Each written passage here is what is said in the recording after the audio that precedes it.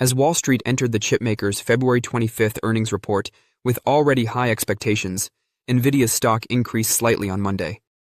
The surge coincided with analysts projecting quarterly revenue of above $65 billion, which would further highlight how crucial Nvidia has become to the investment in AI infrastructure. The old question now dominates the next 2 days. Will Nvidia beat, and will it beat sufficiently? Nvidia's next-generation platform, Blackwell, which cloud companies are integrating into their AI data centers, is at the heart of the optimism.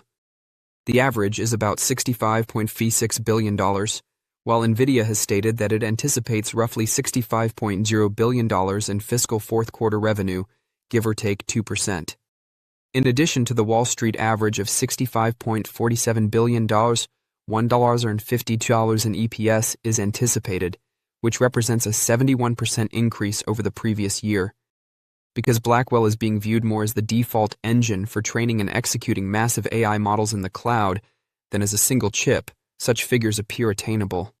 CEO Jensen Huang highlighted widespread hyperscaler buy-in at Nvidia's developer conference by stating that AWS, Microsoft Azure, Google Cloud, and Oracle intended to integrate Blackwell GPUs into their infrastructure. Long-duration demand signals have also been stacked by the business. Nvidia has a multi-year contract with Meta to deliver millions of chips, including Blackwell and Rubin, with an estimated $50 billion in value, according to experts. Given this context, it is easier to see why investors frequently view Nvidia's results as a read-through of the whole AI capital expenditure cycle. Given Nvidia's disproportionate impact on indexes and sentiment toward AI, the company's Q4 earnings report is regarded as a significant event for stock markets. The setting was unpleasant. Record expectations have the drawback of raising the bar for what constitutes good news. Strong performance can nonetheless lead to profit-taking when a stock becomes the market's AI bellwether, if the guidance isn't obviously higher than what traders have already priced in.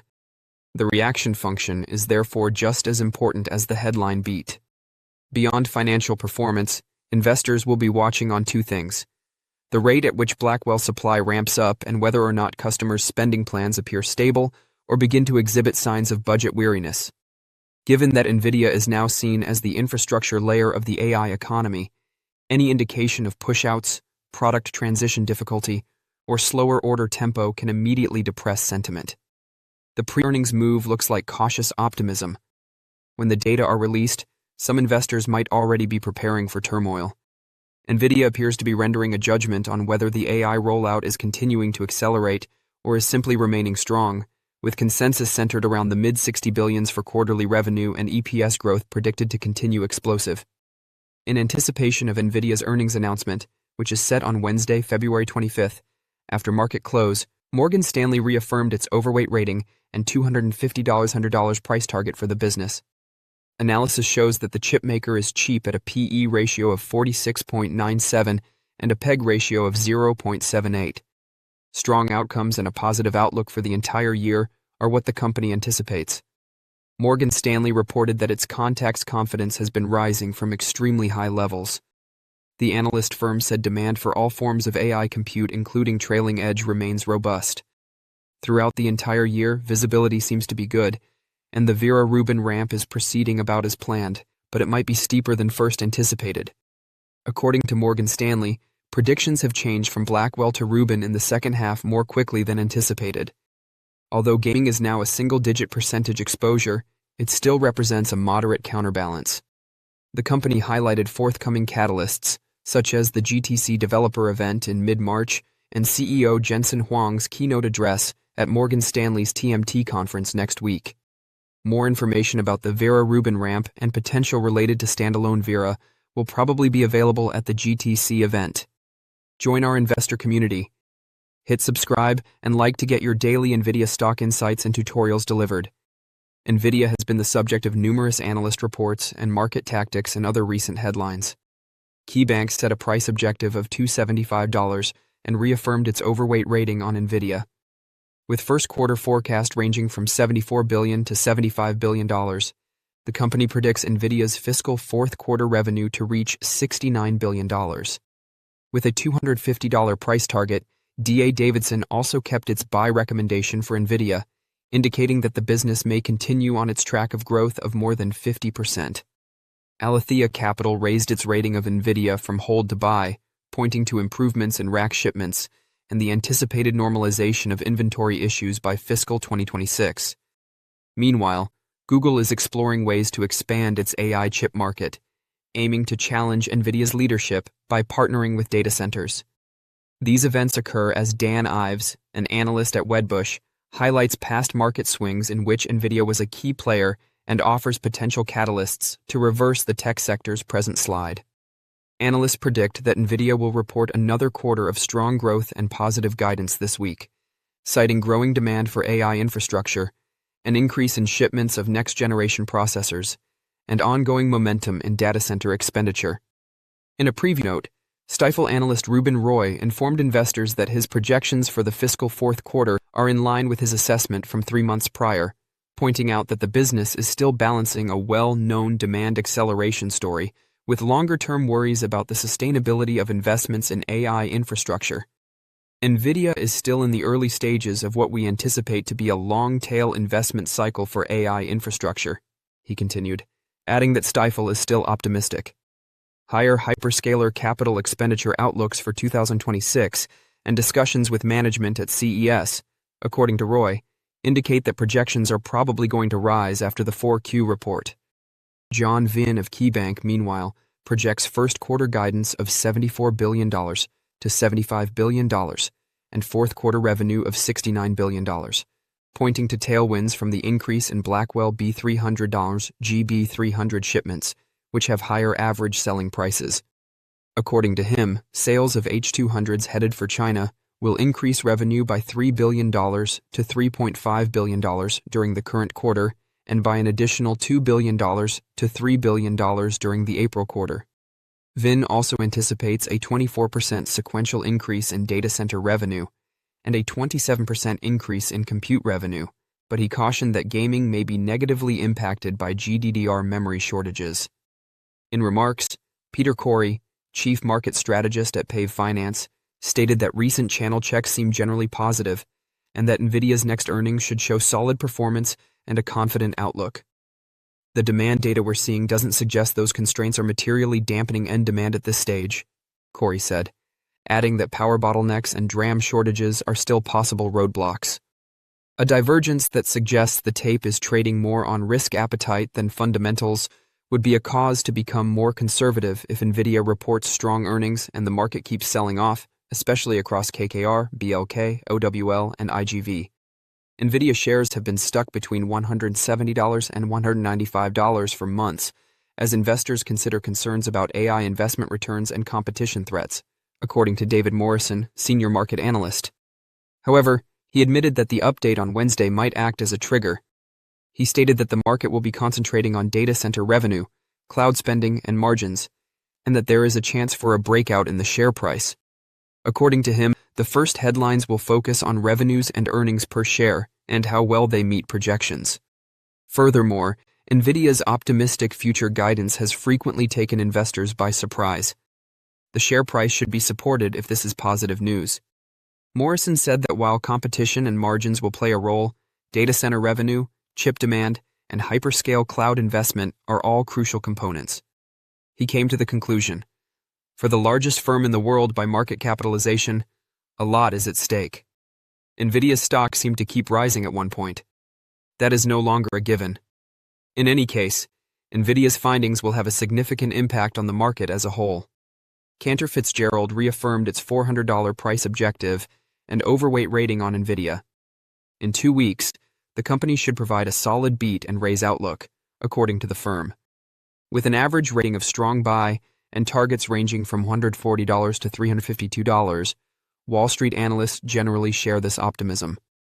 The company predicts that, in contrast to the current average expectations of $7.75 and $9.53, earnings per share in fiscal years 2026 and 2027 might reach $912 or more. Demand is still high and supply is still limited for all product lines, including the 6-year-old A100, which is sold out and costs more. According to Cantor Fitzgerald, Rubin is still on pace for the second part of fiscal 2026, while Nvidia's Blackwell product is expected to continue ramping up. According to the company, Nvidia has sold out for the entirety of fiscal 2026 and is currently building up a backlog for fiscal 2027 and 2028. Investor concerns, according to the firm, include concerns about circular financing, unsustainable capital spending, growing competition from Google TPUs, and a peak in hyperscale capital expenditure in fiscal 2026. As of right now, Nvidia's stock is trading at 21 and 16 times its projected fiscal 2026 and 2027 earnings, respectively. Data indicates that the stock is trading at a low PEE in relation to near-term earnings growth, as indicated by its PEG ratio of 0.78. This is one of 16 pro tips that customers can access. According to the platform's analysis, Nvidia is currently undervalued. For more in-depth information, investors can view a thorough pro research report on Nvidia. According to Cantor Fitzgerald, the stock has a fair value of at least $300, or a 25-fold multiple. In a bull market, this value would be closer to $400, or a 30-fold multiple. Nvidia remains a top choice for the company. Other recent news: Nvidia is getting ready to disclose its earnings report, and a number of analyst companies have high hopes for it. With a $250 price target and an overweight rating, Morgan Stanley has reaffirmed its strong belief in Nvidia's full-year outlook. KeyBank also maintained an overweight rating, projecting fiscal fourth-quarter revenue of $69 billion and providing guidance for first-quarter revenue between $74 billion and $75 billion. These opinions were supported by D.A. Davidson, who reiterated a buy recommendation and emphasized Nvidia's potential for growth of more than 50%. Alethea Capital, meanwhile, raised Nvidia from hold to a buy, predicting that inventory issues will subside and rack shipments will increase by fiscal 2026. In related industry developments, Google is exploring ways to expand its AI chip market, aiming to challenge Nvidia's leadership by enhancing partnerships with data center providers. These recent events highlight how the AI chip market is constantly changing, with Nvidia leading the way.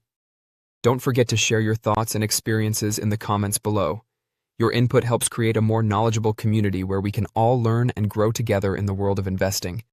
Stay up to date with the latest market trends, insights, and key updates by subscribing to Investing Tutorial. We're here to help you make smarter investment decisions and stay ahead of the curve. You mentioned some of the Mag 7. I was curious your thoughts on Nvidia, which does report this Wednesday after the close. So I know we have several days of trading even before we get that major catalyst. But do you see this as having, major market implications this week? Because, of course, anytime Nvidia reports, there's market maker moves priced into pretty much anything that is even closely related in tech.